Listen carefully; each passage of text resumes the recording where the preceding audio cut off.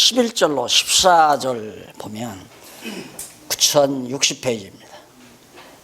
1절로 14절 오네시모에 대한 변호와 대책과 그 이유에 대해서 오네시모를 변호를 해줘요. 그러니까 감옥에 갇혀있던 바울과 함께 감옥에 갇혔던 오네시모를 사실 빌레몬에게 손해를 끼치는 사람이니까 변호사 역할을 바울이 해줘요. 뭐라고 변호하느냐면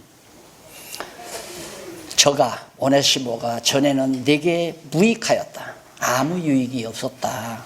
오네시모가 무익하였으나 이제는 나와 내게 유익함으로 나와 내게 유익하다. 자, 빌레몬이 오네시모와 적대관계 아니에요. 돈을 잘라먹었기 때문에 재정을 포함냈기 때문에 오네시모가 감옥에 갇혔는데 바울이 오네시모를 변호하는 말이 뭐냐면 전에는 오네시모가 내게 아무 무익했다. 유익이 없었던 사람이다. 그런데 이제는 나한테도 너한테도 유익한 사람이다. 꼭 필요한 사람이다 그 말이에요. 그러면 이것이 어떻게 가능한가? 오네시모에게 무익한 사람이라면 오네시모와 빌레몬과 바울이 정말 잘 복음 안에서 같은 동력자나 같은 분이기 때문에 바울에게도 무익한 사람이 돼야 옳잖아요. 인간적인 사고방식으로 봐서는. 그런데 바울은 유익하다, 이 유익하다, 무익하다를 바울이나 빌레몬을 중심으로 한, 빌레몬을 기준으로 한 유익, 무익이라면, 유익과 무익을 정하라면 그건 설임이 안 돼요. 논리적으로 성립이 안 돼요. 그런데 문제는 바울과 빌레몬도 자기 유익을 구치 아니하고 머리 대신 그리스도의 유익을 구하기 때문에 이 논리가 가능하다는 얘기입니다. 왜? 오네시모가 이젠 그리스도의 사람으로 그리스도의 지체가 됐기 때문에. 그러면 이 손가락, 새끼손가락이 오른손가락에도 유익하고 발바닥에도 유익하고 이 새끼손가락이 온 몸에 유익한 자가 되는 거다. 그런 의미에서 바울은 내게 전에는, 이건 사적인 거예요. 사적으로 빌레몬이 내게 오네시모가 내게 무익한 자였지만은 이제는 나에게도 너에게도 유익하다. 굉장히 유익하다. 왜?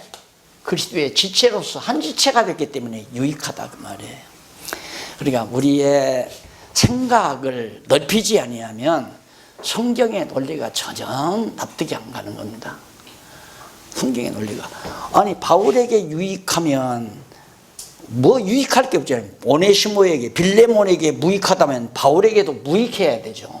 그런데 너와 나에게 유익하다고만 아니라 바울은 나와 너에게도 오네시모가 유익한 사람이 됐다. 왜? 그리스도의 사람이 됐기 때문에 그 얘기예요.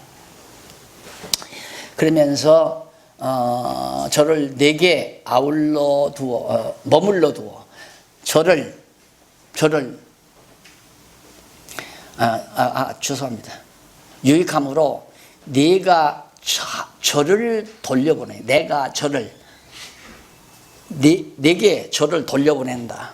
이게 바울이 오네시모를 빌레몬에게 돌려보내겠다 이 말. 돌려보내노니 저는 네 신복이라. 너에게서 너를 위해서 일하던 그런 사람이다. 그런 의미도 되는데 거기 보면 해설에 보면 그 중간 조금 지나서 내 신복이라고 했다. 그런데 거기 스플랑크논이라는 말이 나오잖아요. 그게 신복이라는 말인데 이 말은 바로 나의 심장, 내 심장이라. 인간에 있어 몸에 있어 가장 중요한 게 심장 아니에요. 머리는 물론 두뇌가 중요하지만은 몸에 있어도 가장 중요한 부분이 심장이란 말입니다. 그러니까 내 심장이다, 나의 심장이다. 그러면서 내가 극진히 사랑하는 자, 바로 오네시모를 바울이 아주 극진히 사랑하는 자, 얼마나 질투가 나겠어요. 이런 말을 하면 빌레몬이 얼마나 질투가 나겠어요. 그런데 여기서 극진히 사랑한다는 말이 사적 사랑이 아니라는 게 알 수 있잖아요. 그리스도 안에서 사랑한다는 얘기죠. 그리스도 안에서. 오늘 우리가 우리가 다 사적으로 다 친구가 됐다. 굉장히 부담스러운 겁니다. 우리가 사적으로 친구가 됐다는 굉장히 부담스러워요. 근데 부담스러워도 친구인 척 하는 이유가 뭔가? 외도털이 될까 봐서 그런 거 아니에요? 외도털이 될까 봐.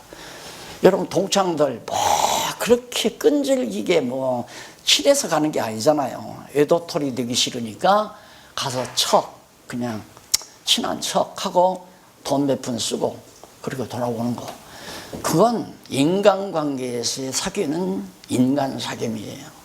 그런데 그리스도 안에서의 우리의 사귐은 하나 부담스러울 게 없잖아요. 아무리 극진히 사랑해도 부담스러울 게 없단 말입니다. 그 이제 그리스도 안에서 진리 안에서 사랑하느냐, 진리 안에서 친구냐, 진리 안에서 동역자냐, 진리 안에서 동반자냐, 형제냐, 이게 굉장히 중요한 겁니다. 나도 주를 사랑하고 너도 주를 사랑하니까 그리스도 안에서 우리가 서로 사랑하는 관계가 이루어지는 거기 때문에 바울이 지금 그런 의미에서 극진히 사랑한다. 그러면서 하는 얘기가 저를 내게 머물러 두어 그 오네시모를 사도 바울 곁에 머물러 두어서 내 복음을 위하여 갇힌 중에서 네 대신 빌레몬이 해야 될 네 대신 바로 오네시모가 해야 하는 거 아니냐. 그러니까 내게도 유익하고 나에게도 유익한 자다 이 말이에요. 내가 당연히 내 곁에서 같이 동력을 해야 되는데 넌 사업에 바쁘니까 곁에서 같이 못하지 않느냐. 그러니까 네 대신 오네시모가 바울과 함께 힘을 모아서 주를 위해서 복음을 위해서 일하니까 내게도 유익하고 내게도 유익한 자다. 자, 다만 내 승낙이 없이는 내가 아무것도 하기를 원치 아니하노니 이는 너의 선한 일이 억지같이 되지 아니하고 자의로, 여기 나오죠. 자의로, 내 스스로의 의지로 성령이 내 마음을 감동해서 네가 스스로 결정해서 하기를 원해서 내가 오네시모를 내게 보낸다.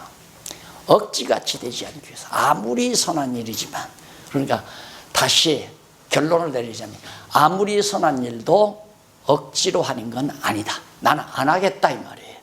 그러면 선한 일을 행하는 거하고 억지냐 자유냐 이것은 너무너무 비교가 되는 거죠. 자유로 안 한다면 난 안 하겠다 그 말이에요. 또 한 번 우리 쉽게 연보도 자유로 안 하면 필요 없다 이 말이에요. 예를 들어서 자유로 하는 돈 1,000만 원이 들어왔어요. 억지로 하면 1억이 들어올 수 있어요. 필요 없다 이 말이에요. 1억이 필요 없다 이 말이에요. 자유로 하는 거, 그것이 하나님이 원하시는 일이다. 그래서 어떤 일이든지 억지로 시키지 말라. 그래서 내가 오네시모를 내 곁에 두고자 하는 오네시모를 우선 내게 보내는 것은 네가 결정해라. 네가 나에게 보내든가 오네시모를 네가 다시 감옥에 투옥을 시키든가 비단 갚는다고 투옥을 시키든가 그건 네 마음대로 해라 이 말이에요. 그러나 내가 보기에는 말씀 안에서 오네시모는 네게도 유익하고 내게도 유익한 것만은 틀림이 없다. 아주 난 이 바울의 논리라는 것이 사람 논리가 아니에요. 인간 사고에서 나오는 논리가 아니에요. 이건 지혜죠. 하나님의 말씀. 그러니까 그리스도 중심을 두고 논리를 펴나가면 사람들의 이론을 다 함몰시킬 수 있어요. 그러니까 진리가, 하나님의 말씀은 모든 철학적 사고를 다 깔아뭉기는 거예요. 인간들의 보편적 사고를. 그러니까 내가 지금 내가 아직은 시작을 안 했지만 앞으로 크리스찬 신문에 내가 사설을 쓸 거거든요. 사설을 쓰는데 일반 동아일보나 조선일보나 무슨 경향신문이나 할 것 없이 그 사설 다 인간 사고방식으로는 다 그럴듯해요. 그러나 하나님의 말씀에 칼을 들면 그걸 떼어놓아버려요. 다 덮어버릴 수 있어요. 이래서 정말 이 성경을 성경대로만 깨달으면 자기가 정말 그리스도 안에서 자유롭게 되는 거죠. 정말 자유로 결정되는. 성령께서 내 마음에 감동 주시는 대로 하고 싶으면 하고 하기 싫으면 말고. 내가 하는 말이 그 말이거든요. 하고 싶으면 하고 하기 싫으면 하지 말아라. 그러면 하고 싶으면 왜? 내가 하고 싶은 게 아니라 성령께서 너로 하여금 그 소원을 주었기 때문에 하고 싶은 거다. 그거 해라 이거예요. 하기 싫으면 말고. 그래, 내 이런 진부할지 모르지만 여러분 돈을 엄청 수백억을 벌어놓고 날들 어떻게 쓸까요? 묻는데 그걸 왜 나한테 물어? 몇 초도 안 되고 딱 쳐다보면서 그걸 왜 나한테? 그 말은 뭐냐면 당신 왜 나한테 시험해? 그 말이거든요. 당신 왜 나한테 시험해? 몇백억을 벌어놓고 날들 돈을 어떻게 쓰면 좋겠느냐고 묻는데 그게 다 시험하는 거 아니에요? 날 왜 그렇게 시험해? 당신 왜 그걸 나한테 물어? 하나님께서 그 돈 누가 벌게 해서 그러니까 하나님 벌게. 그럼 하나님께 물어봐. 내가 어떻게 알아? 당신에게 준 왜 줬는지를 내가 어떻게 알아? 그러니까 당신 성경에 보면 지혜 구하라고 했다. 그건 약속된 거야. 구하면 주신다. 뭐? 지혜. 그러니까 오직 성경에서 확실하게 보장된 것은 지혜예요. 지혜를 구하면 준다고 했으니까 구해봐. 너무 분명한 거 아닙니까? 만약에 내가 그 돈 이렇게 써라 해가지고 계속 승승장구 잘 되면 뭐 사부님, 형님, 뭐 대부님하고 막 떠받칠지도 모르지만은 뭐가 조금만 잘못돼 보세요. 알지도 못하면서 뭐 이렇게 해라는 걸 날 이렇게 완전히 코너에 빠뜨리고 완전히 날 적수가 되고 마는 거예요. 그런 남자에게 내가 왜 걸립니까? 안 그래요? 밥을 못 먹어서? 옷 못 입어서요? 그건 안 걸리는 거죠. 걸리면 걸려 들어가면 안 되는 거죠. 돈 쓸 때야 많았죠. 쉽잖아요. 그 빚 좀 갚아. 이 말이라도 할 수 있잖아요. 그러면 항상 목사님이 갚으라고 해서 갚았다고 이렇게 말할 수 있죠. 그래, 그게 무슨 의미가 있어요? 내가 갚으라고 해서 갚아. 자기 의지, 자의는 안 들어간 거예요. 그 사람의 성령의 감동에 의한 자의, 스스로의 의지가 들어가야 하나님께서 기뻐 받으시는 거니까. 그래서 절대 억지로 하지 아니하고 자의로 되게 하려 한다. 15절로 19절. 영접할 이유와 그 오네시모를 네가 영접할 이유와 그의 신분과 당부와 각오에 대해서 하나하나 설명합니다. 짧지만은 아주 중요한 것들이 다 들어있어요. 저가 잠시 떠나게 된 것은 이를 인하여 저를 영원토록. 바울 곁에 지금 오네시모가 바울 곁에 있었잖아요. 있는 바울을 잠시 내게 보내는 이유는 오래오래, 여기서는 영원이라기보다 오래오래도록 오네시모가 내 곁에 있기를 바라서다. 그 말이에요. 그러니까 내가 자의로 보내주는 오네시모. 그러면 빌레몬이 자기 스스로 너 바울 곁에 가서 바울을 협력해라. 내가 바울 곁에서 복음의 협력자가 돼야 되는데 나는 사업상 바빠서 못하니까 네가 대신 바울 곁에서 함께 일하고 그 다음에 들어가는 경비는 복음 전도에 쓰여지는 선교비는 내가 돈 벌어서 되겠다. 그거 아니에요? 지금 그렇게 하도록 바울이 지금 성령 감동을 따라서 이 귀한 말씀을 주시는 거거든요. 그러면서 저를 영원히 두게 하미니 16절 이후로는 종과 같이 아니하고 종에서 뛰어나 곧 사랑받는 형제로 둘자라. 내게 특별히 그러하거든. 하물며 육신과 주 안에서 상관된 내게랴. 이제 과거에는 오네시모가 빌레몬에게 종로로 됐지만은 이제는 형제로 나가나. 형제. 또 동력자나 다름없잖아요. 같이 복음을 해서 일하게 됐으니까. 나도 그런데 너는 더더욱 그렇지 않겠느냐. 나는 복음을 위해서 직접 일하는 자고 오네시모가 지금 그 일에 같이 동력하는 자인데 너에게는 더더욱 그럴 거 아니냐. 그러면서 바울이 그렇게 하라. 그러면 그렇게 하기를 원한다고 하면서 간구하는 거죠. 그러므로 내가 나를 동무로 알지인데 여기서 동무란 말은 동력자라는 얘기죠. 공산당들이 동무 그러잖아요. 동무 같이 공산 땅을 위해서 같이 일하는 동무다. 계급을 무시하는 얘기죠. 공산당 용어 가운데 성경에서 나온 용어들이 참 많습니다. 원래 공산당 사상의 기초가 성경에서 출발했기 때문에 잘못 해석해가지고 그렇게 된 거지만은 용어만은 그런 것들이 참 많죠.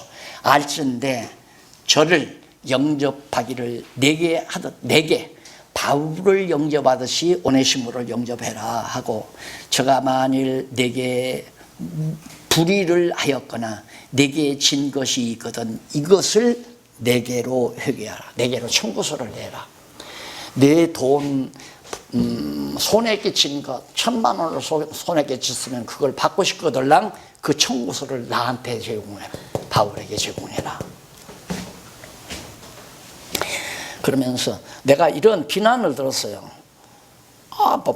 이걸 이렇게 가르쳐 놨더니 뭐라고 그러냐면 박 목사는 뭐 말만 그렇지 이런 문제가 생겼으면 박 목사 자기가 빚을 갚아주고 어떻게 해서 해결을 해야 하는데 그걸 안 한다.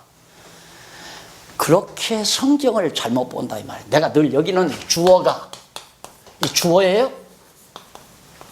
주된 주어 이 행동하는 주어가 누구냐면 성령께서요. 성령에 의한 성취 아니에요. 성령을 통한 성취. 이게 이 대목이 바로 교회 행정 정치라는 게. 근데 성령께서 주어인데 가리켜 놓으니까 박 목사는 박 목사가 그렇게 안 한다 이게. 자기 돈을 내서라도 다 갚아주고 다 화목을 시켜야 되는데 그렇게 안 한다. 야, 언제까지 가르쳐야? 언제까지 가르쳐야? 답답한 거죠. 예. 그럼 왜 날들 하라고 그래? 자기가 하지. 안 그래요? 그러니까 지금 제가 전하는 그 방향을 목사님들 다 이제 감지하겠지만 사람이 안 돼요. 성령께서 하세요. 그게 하나님께서 사도 바울에게 성령께서 바울을 감동해서 이런 진리를 바로 빌레몬서에 담도록 그래서 성경 감동에 의한 기록된 말씀이라고 하나님의 말씀이라고 그래서 받는 거 아니에요.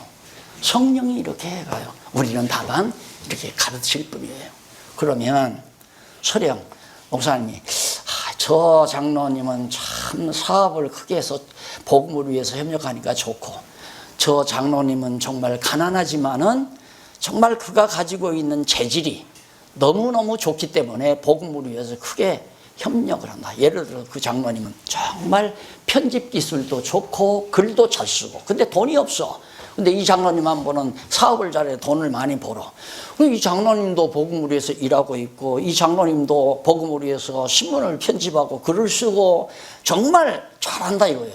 다 필요한 거 아니에요. 복음을 나를 위해서 필요한 것이 아니라 머리 대신 그리스도의 일이 둘 다 필요하다 이 말이에요. 나는 그걸 보기 때문에 둘 다 좋은 거예요. 그런데 두 분 사이에 가난한 장로가 이 부자 장로 사업소에서 가서 일하다가 돈이 없으니까 갑자기 그냥 사장 몰래 장로님 몰래 1,000만 원을 빼서 자기 빚 갚은 것으로 인해서 그냥 장로님과 장로님 사이에 갈등이 벌어졌다. 이런 문제가 교회 안에서 있을 수 있잖아요. 상황은 다르지만 그런 문제가 참 많습니다. 그래서 목사님들이 자칫 잘못하면 편을 들죠. 어느 편 들겠습니까? 우선은 세상적으로 밝히면 돈이 많으니까 장로님 돈 많은 장로님 편에 들 거 아니에요. 여기는 가난하니까 들어봤댔자 신문에 나오는 것만이고 안 나오는 것만이고 그렇게 생각하지만 내 같은 경우는 신문이 더 중요해요. 돈이 중요한 게 아니라 신문이 중요하죠. 내가 보는 경우는. 그렇다고 해서 돈이 필요 없다는 얘기 아니에요. 이 장로님은 그냥 사업에서 돈 반찬 한 개나 돈 벌려고 하는 건 복음을 위해서 쓰려고 선교 사업하려고 복음 전도를 하려고 그러기 위해서 그 목적을 갖고 돈을 버는 거니까 귀한 건 아니에요. 여기도 귀하고. 그런데 두 분 사이에 갈등이 있다. 이런 문제가 해결이 돼야 교회가 화평해진다. 편안해진다. 안 그러면 이제 조금만 서로 눈치 살피죠. 목사님은 누구 편인가. 그래서 혹시라도 내가 정말 신문 썼다고 너무 수고하고 애썼기 때문에 점심 같이 합시다 해서 어디가 식당에서 밥을 먹는데 장로님이 다른 손님 마주가지고 식당으로 똑 들어와서 그걸 발견했다 이 말이에요. 그럼 장로님의 얼굴이 변할 거 아니에요. 그렇죠? 장로님, 나하고는 별로 식사 한 번도 안 하더니만 저 장로하고는 식사를.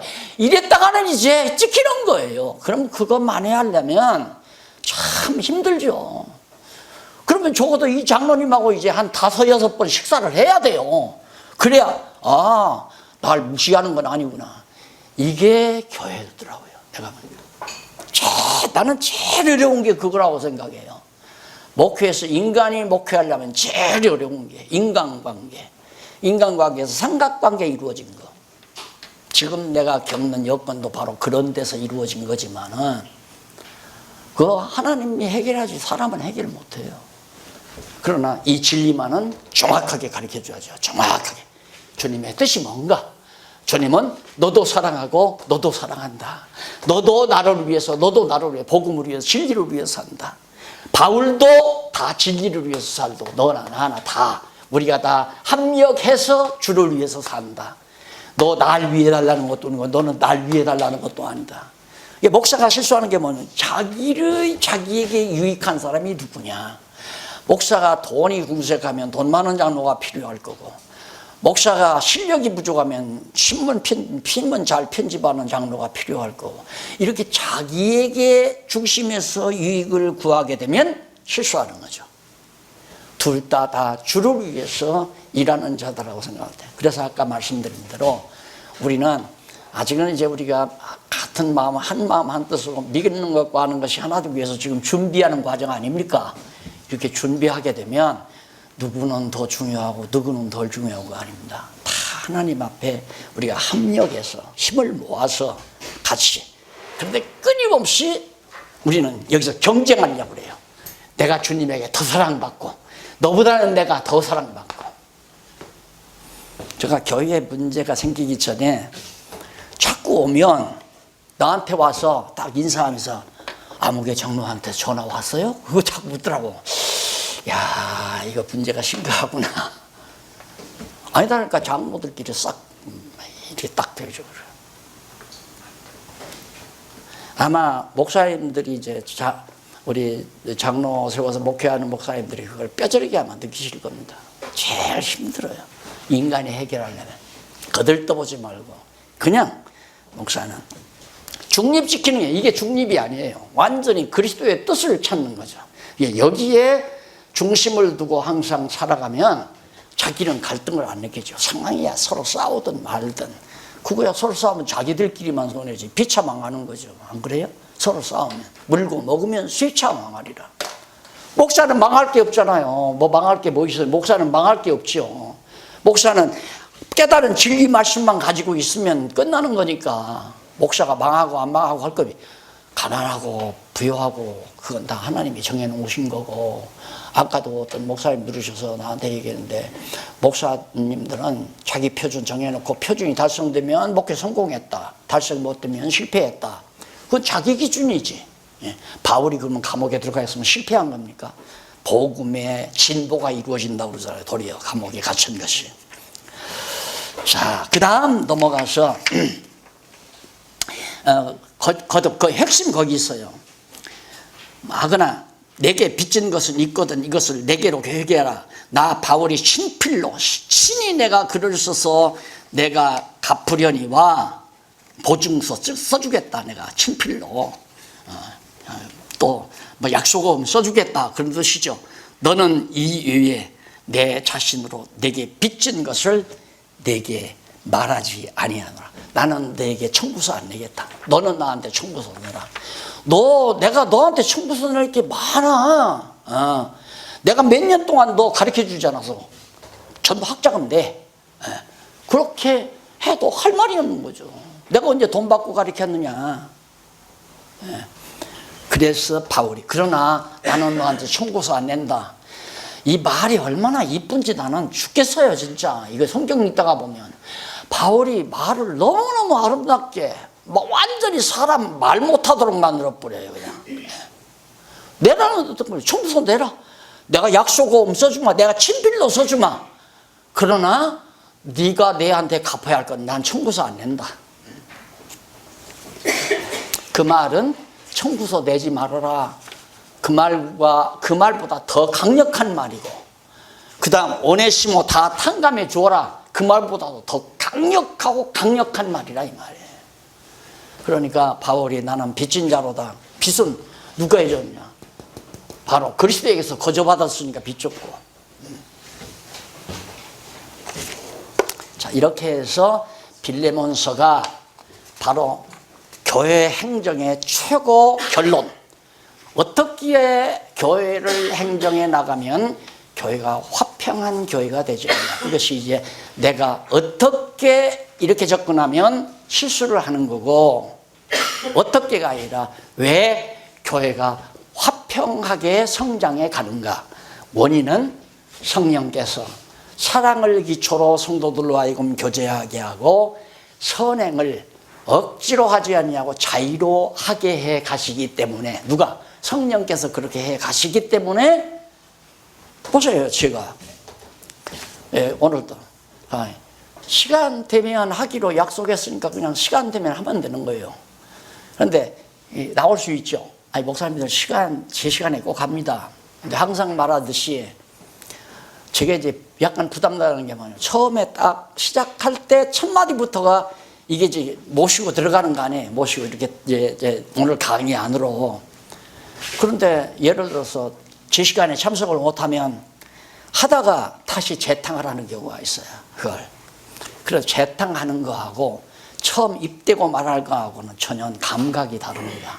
재탕을 하는 건 지나가는 말이라고 듣는 거고, 제가 첫 시간 딱 들어가자마자 이 빌레몬서는 여기서부터가 굉장히 중요한 거거든요.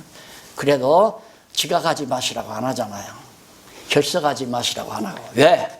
성령께서 안 하게도 하고 하게도 하시고, 이게 자연스럽게. 그래야 깨달은 자가 자유로 깨달아야지, 성령께서 깨닫게 한 자를 깨닫게 해야지. 내가 억지로 한다고 하면 지겨웠죠. 이제 공부가 지겨워져요. 다 큰 우리를 뭐 이러라 저러라 출석 부르고, 우리 이정춘 목사님은 출석 일일이 부르고 학점 다 주고. 물론 그렇게 하면 혹시 더 출석률이 좋고 잘 될지 모르지만 이것이 결여된다 이 말이에요. 자유로 하는 것이. 진리가 그립고 진리가 좋아서 일찍 나오고 정말 거기에 심취되고, 그거래야 폭발력이 나오는 거거든요. 근데 지나가는 말로 들어두면 그런 것도 있구나 하고 끝나는 거예요. 그냥 그런 것도 있구나. 자, 이렇게 해서 행정학의 최종 결론까지 맞춰드렸습니다. 교회 정치학, 행정학파에. 그러면 하나님께서 왜 이렇게 교회를 정말 잘 다스리기 위해서 체제로 무장하게 하십니까? 무장이 잘 된 교회는 화평한 교회, 편안한 교회. 그런데 화평도 두 가지 현상이 나타나요. 화평의 결과가 바로 육의 소욕으로 나타나고 영의 소욕으로 나타나요. 이것 정말 중요합니다. 교회가 편안해서 잘 되나가면, 그다음 목사님들이 먼저 하는 일이 뭐냐면 우선 승용차부터 바꾸죠. 네? 승용차부터 바꾸고, 그 다음에 살살 눈치 봐가면서 골프채부터 마련합니다. 골프채. 그 다음 그런 정도로 되면 이제는 국내에서 골프 치다가 보면 장로님들 만날 위험성도 있고 교인들 만날 위험성도 있고, 그러니까 이제 해외로 필리핀이나 태국이나 그런 데로, 일본이나 제주도나 이런 데로 이제 골프 치러 다니고. 무슨 얘기냐면 쾌락. 목사님도 쾌락 추구한다. 한국 교회가 이래서 망한 거예요. 그 다음 어디 고급 호텔에서 모임이 있다 하면 막 기를 쓰고 가죠. 고급 호텔에 어디 모임 장소가 호텔입니다 하면 뭐 기를 쓰고 가요. 아마 우리 성경 모임도 예를 들어서 명동에 있는 코스모스 백화점 무슨 홀에서 딱 해놓으면, 아니 코스모스 백화점 조선 호텔 무슨 홀 해놓으면 많이 오죠. 그거 성공한 게 뭐냐면 루터 무슨 공부 있었죠? 그 전에 그 무슨 모임 있었어요. 루터 교회에서 베델 성서. 예? 베델 성서. 예, 베델 성서인가? 예. 호텔에서 시작해서 성공했잖아요. 지금은 안 되잖아요. 왜? 들어봐야 그게 그거니까. 근데 호텔 그래 놓으면 목사님들 자기 돈으로 오는 거 아니에요? 우리 솔직히 말합시다. 자기 돈으로 오는 거 아니에요? 목사님들 공부하러 가는데 뭐 경비 청구한다.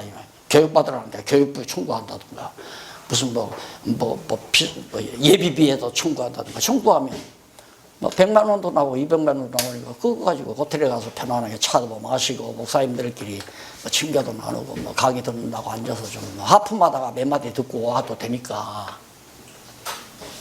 그런 쪽으로 갈 수밖에 없어요. 대부분.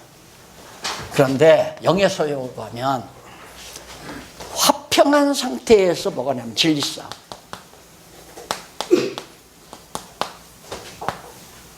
쾌락과 진리싸움은 저 다르잖아요. 영적 싸움이에요. 진리싸움. 하나님께서 이렇게 교회를 무장시켜가지고 모든 군대가 바로 선한 군대가 평안하게 다 체제가 잘 갖추어져 내분이 없이 내란이 없이 나라가 평안해졌을 때는 대적이 쳐들어오면 싸워가야 하잖아. 항상 교회는 대적들이 호시탐탐 노리고 있으니까 진리싸움으로 나가야. 그래서 성령께서 교회를 평안하게 만들어줄 때에는 이쪽으로 향하는 때는 조심하셔야 됩니다. 그게 바로 솔로몬의 상황에서도 우리가 잘 볼 수 있는 거죠. 솔로몬이 하나님이 그냥 하나님 뭘 줄까 그러니까 하나님 백성 줬으니까 백성 잘 다르게 지혜 주세요. 이거 하나밖에 안 구했어요. 지혜를 달라고. 근데 돈은 왜 줘요 그래. 부는 왜 주냐 이 말입니다. 그리고 명성도 주고 나라도 견고하게 해주고 덤으로 다 줘버렸어요. 그러니까 결국 솔로몬이 쾌락으로 빠지잖아요. 그냥 지혜만 줬으면 이쪽으로 갔죠. 쾌락으로 빠지다 보니까 나라가 두 쪽으로 북왕국, 남왕국으로 딱 갈라져 버려요. 하나님께서 그렇게 해서 바로 이러면 안 된다는 것도 깨닫게 하고 또 이렇게 해야 된다는 것도 깨닫게 하고 그러면 솔로몬이 이런 쪽으로만 갔으면은 가상입니다. 이것은 성령께서 솔로몬을 이런 쪽으로 이끌어갔으면 절대 북이스라엘, 남이스라엘 갈라지지 않죠. 계속 아름답게 다윗 왕조가 예수님 오시는 날까지 지속이 되지만 근데 그건 안 돼요. 하나님께서 정해놓고 이렇게 했다가 이렇게 했다가 공고한 날과 형통한 날을 주면서 깨닫게 해 가시려고 이미 경륜이 정해져 있기 때문에 그렇게 될 수밖에 없는 거죠. 그래서 내가 항상 남기는 말이 뭐냐면 형통할 때 조심해라. 다시 말해서 평안할 때 조심해라. 성경에도 나오죠. 평안하다 평안하다 그때가 곧 마지막 때니라. 그래서 사람이 이제 됐다. 이게 바로 우리에게는 큰 적수입니다. 이제 됐다. 이제 할 일 다 했다. 성공했다 난. 근데 끝없이 우리는 그걸 위해 살려고 그래요. 성공했다. 그러기 위해서. 그게 아니에요. 하나님께서 교회를 화평하게 만들어 주시는 이유는 진리 싸움으로 해서 바로 그래서 1절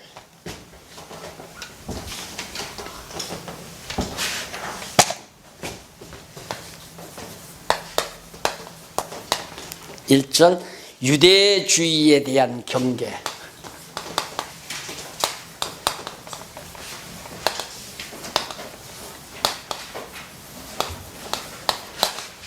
히브리서가 그간에 유대주의에 대한 경계. 그런데 이게 제 1절인데 그 앞서 교회 투쟁을 위한 성취에 나와요. 제 4장.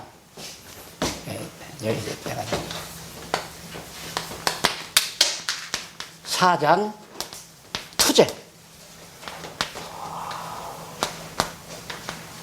투쟁을 위한 성취. 그러니까 교회로 하여금 진리 싸움에 투쟁케 해서 결국 그리스도가 예수가 그리스도라는 거. 그래서 교회가 승리함으로 예수가 그리스도라는 확증을 주기 위한 거거든요. 결국은 교회가 이겨야 되잖아요. 그리스도의 몸된 교회가 승리를 해야 정말 예수가 교회 머리 되심이 틀림없구나. 그리스도임이 틀림없구나. 그럼 예수가 그리스도라는 확증이 떨어지는 것은 여호와 하나님 살아계시다는 증거 아니에요. 그래서 여호와 계시가 이런 과정을 통해서 이루어지는 거죠. 그럼 투쟁을 어떻게 시키느냐? 성령께서 교회 투쟁을 유대주의와 경계하고, 유대주의가 계속해서 끝없이 자꾸만 교회 안에 침투해 들어오니까. 그런데 이거에 패배하면 교회가 어떻게 되는가?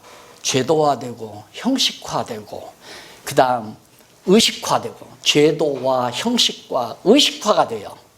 그러니까 교회가 자꾸만 어떤 의식을 만들고, 제도를 만들고, 정치 제도를 만들고, 형식을 만들고, 그래서 그러다 보니까 예배 의식이 만들어지고, 예배 의식 아직 딱 정해져 있잖아요. 근데 요즘에는 예배 의식도 막 다양해. 어떤 때가 어느 교회는 사도신경을 하는 데 있고 안 하는 데 있고, 또 무슨 기도? 중보기도. 중보기도가 있는 데도 없고 없는 데도 있고, 연보기도를 설교 전에 하는 데도 있고 설교 후에 하는 데도 있고, 연보를 설교 전에 하는 경우도 있고 후에 하는 경우도 있고. 후에 왜 연보를 하느냐? 그러니까 설교 듣고 감동받으면 훨씬 연보가 더 나온다. 그러니까 그런 의식 같은 걸 자꾸만 만들어가요, 이제. 그게 유대주의예요. 유대주의라고 하는 건 좀 형식이거든요. 성전 짓고 제물하고 제사장, 그렇게 해서 제사 드리는 형식 아니에요. 의식, 제사 의식. 그렇게. 그러듯이 교회도 유대주의가 들어오면 이래야 됩니다, 저래야 됩니다. 기도를 먼저 해야 됩니다. 대표 기도는 절대 성도들 전체를 위해서 기도하고 민족을 위해서 기도하고, 보석 기도는 목사님이 반드시 성도들이 일주일 동안 지은 죄를 대신해서 잡아가고 회개해 주고. 그래, 교인들은 얼마나 좋겠어요. 내가 지난 한 주간 동안 죄를 많이 졌는데 목사님이 다 근엄한 목소리로 일일이 하나님의 영혼들을 긍휼히 보소서, 모든 죄를 용서해 주시옵소서 하고 기도해 주면 성도들은 후련하죠. 맞습니다, 하나님. 장사하면서 거짓말도 했습니다. 그리고 골프 치러 가서 캐디하고 놀아나기도 했습니다. 이러고 다 지금 양심에 지금 자꾸 가식이 오는데 목사님이 대신해서 다 기도해 주니까 시원하잖아요. 그 일이 강남 압구정동서부터 시작했대요. 그런 것들 전부 유대주의와 다 통하는 거예요. 십계명을 낭송하고, 십계명 지켜야 된다고 하고, 율법 지켜야 된다고 하고, 안식일 지키고, 또 11조 지키고, 이런 율법대로 해야 된다고 하는 게 전부 유대주의 아닙니까? 이것과 싸우게 하시려고 하나님께서 교회를 편안하게 해서 마음과 뜻이 단결하게 한 덩어리에게 만들어서 결국 거짓 진리와 투쟁하게 하시는 하나님의 성령의 역사가 담겨져 있는 겁니다. 그럼 유대주의와의 경계 가운데 먼저 1장에서 6장까지는 예수의 신분상 우월성, 바로 뭐죠? 신분상.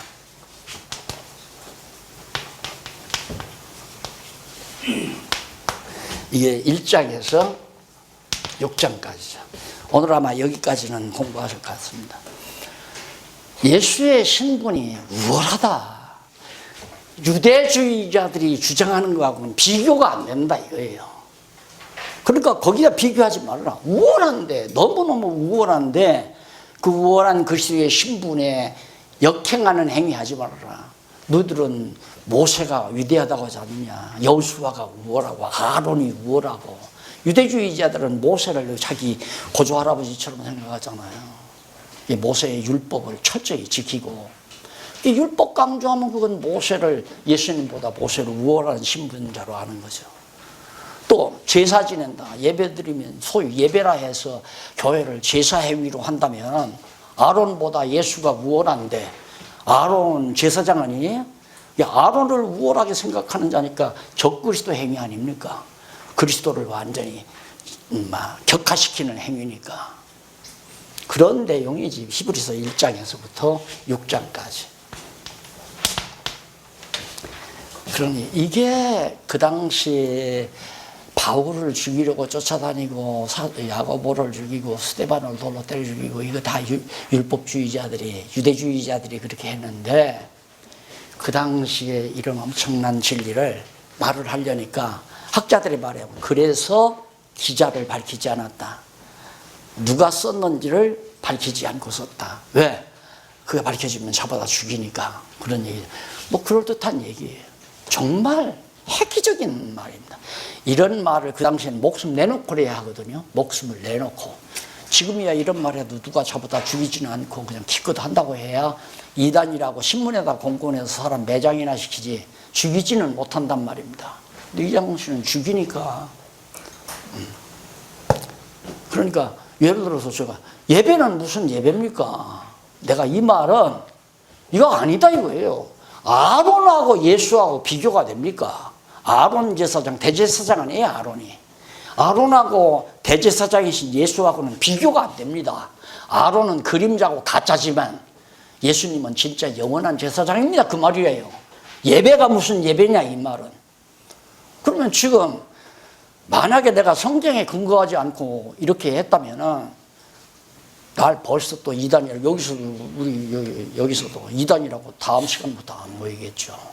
목사님들이 들어와도 맞잖아요. 그리고 이제는 밖에서도 이단이라 소리 아무도 안 해요. 아무도. 지금은 과거보다 더 엄청난 얘기를 많이 하는데도 이단이라 소리를 안 해요. 그러니까 뭐 이제는 늙었으니까 너 이단이든 말든 너 할 소리 해봐라 그러고 내버렸는지는 모르지만 아직은 나한테 이단이라 소리 하는 사람 하나도 없어요. 전화로도 없고 글로도 없고. 왜? 근거가 너무 분명하니까. 그래서 자, 유대주의와의 경계인데 예수의 신분상 우월성 가운데 첫째, 천사보다 우월하다. 이것이 1장에서부터 2장까지예요. 구약시대에는 유대주의자들은 천사를 굉장히 숭상한단 말입니다. 천사를 자꾸 내세우니까. 그래서 이제 천사보다 우월하다. 예수가 그 우월한 증거가 뭔가 이제 증거. 천사보다 우월한데 그 증거가 뭔가 그것이 1장에 나와요. 천사보다 신분상 예수의 신분이 천사보다 우월하다. 그 증거가 뭐냐? 그 우월한 결과는 뭐고? 증거와 결과. 오늘 셋째 시간에 정리하면 될 겁니다. 이 문제를 이 시간 정리한다고 생각하고 하시면 됩니다. 천사보다도 우월한 예수 가운데 그 증거를 73페이지에 보면 나오죠. 그 증거가 도대체 무엇인가? 거기 보면 이제 그 1절로 3절에 보면 그리스도 시대와 그 실체 및 사역과 좌소에 대해서 밝혀줍니다.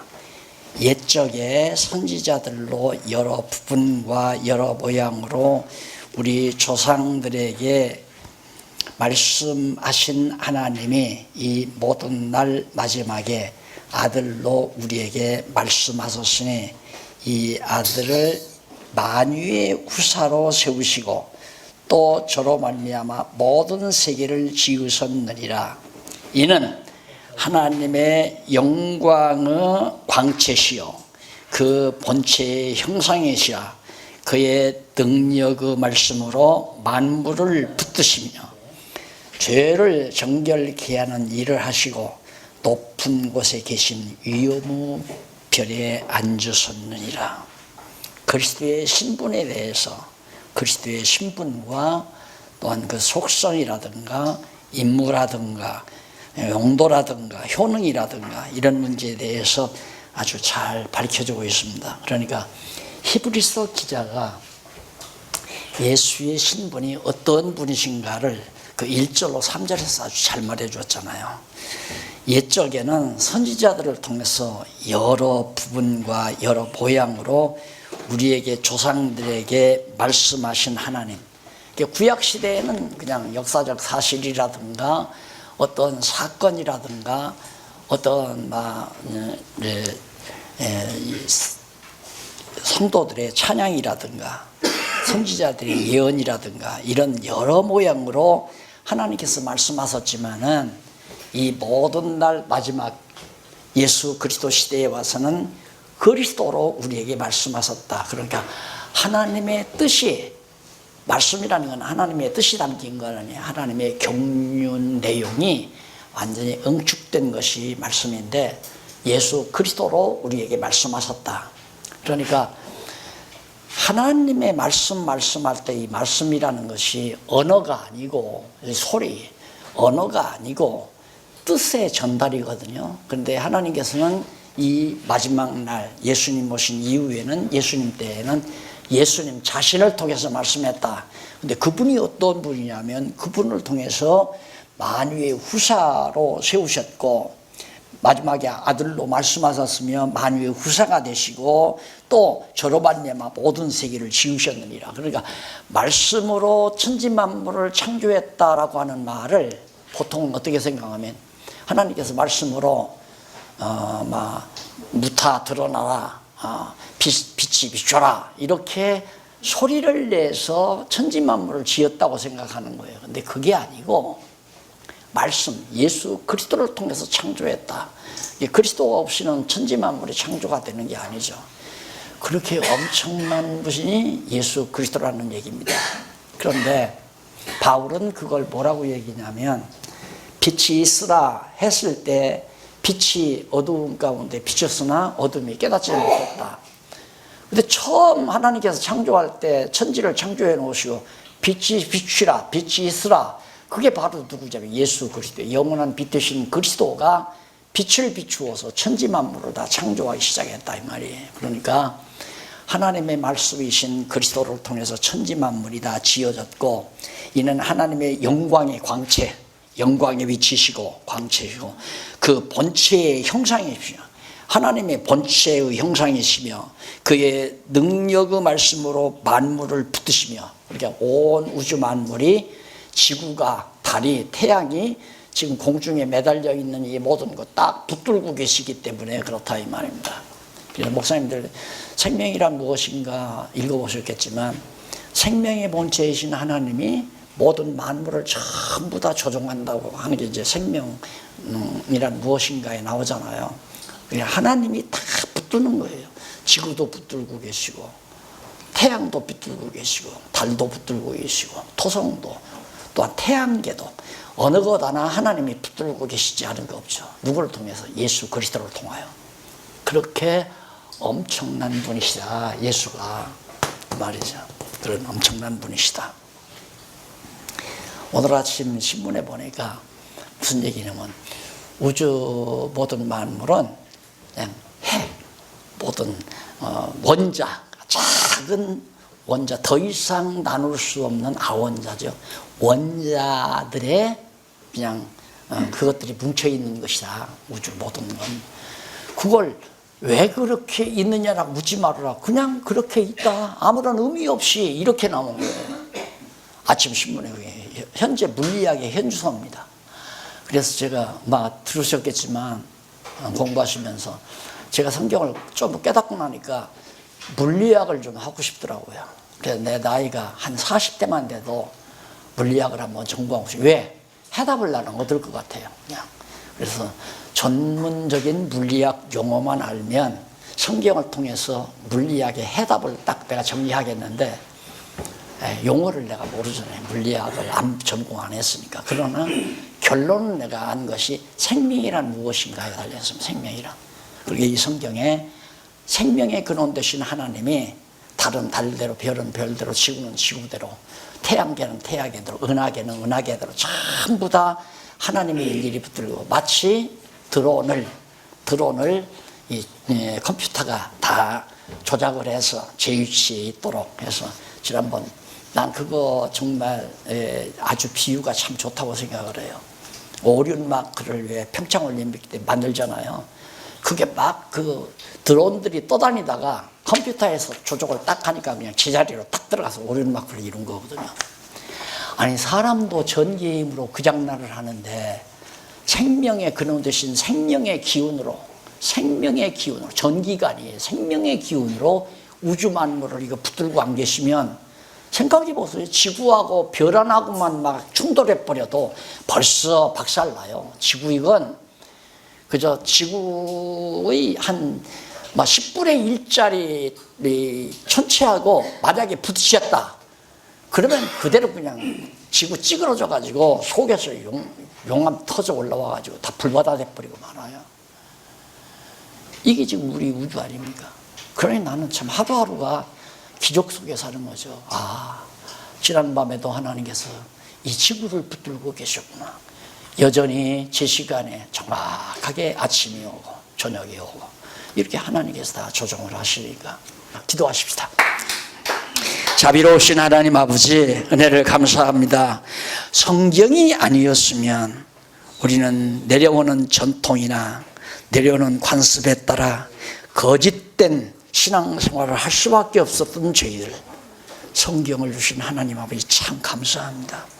그리고 주신 것만 감사한 것이 아니라 성경을 성경대로 볼 수 있는 지혜를 주신 것을 더더욱 감사드립니다. 이제 우리 깨달았사오니 정말 하나님의 말씀 반석 위에 주님의 몸된 교회를 튼튼히 세워가는데 소중하게 쓰임받는 하나님의 사역자들이 되도록 인도해 주시옵소서. 예수님 이름으로 기도드립니다. 아멘.